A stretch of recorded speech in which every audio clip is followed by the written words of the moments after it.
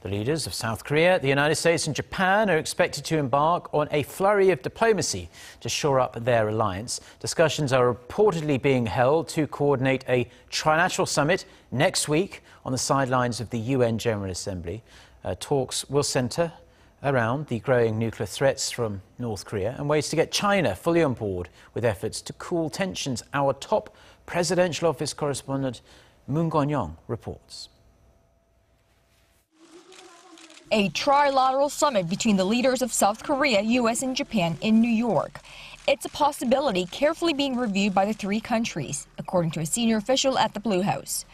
The South Korean official confirmed reports by Japan's Yomiuri Shimbun on Wednesday that Seoul, Washington, and Tokyo are in final stages of talks to hold a three-way summit on the sidelines of the UN General Assembly in New York next week.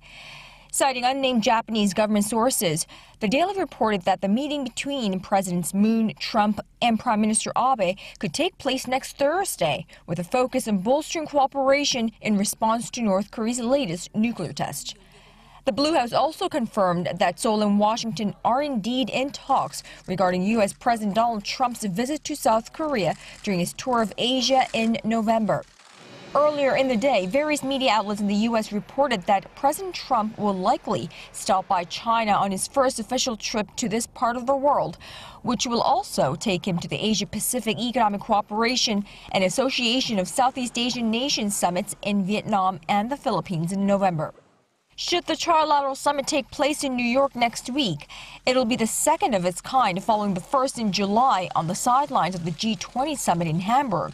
And Mr. Trump's stop in Seoul will take the form of a return visit to Mr. Moon's trip to Washington in June.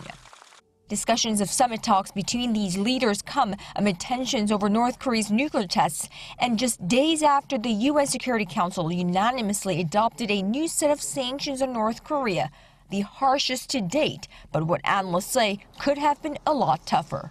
Moon Connyoung, Arirang News.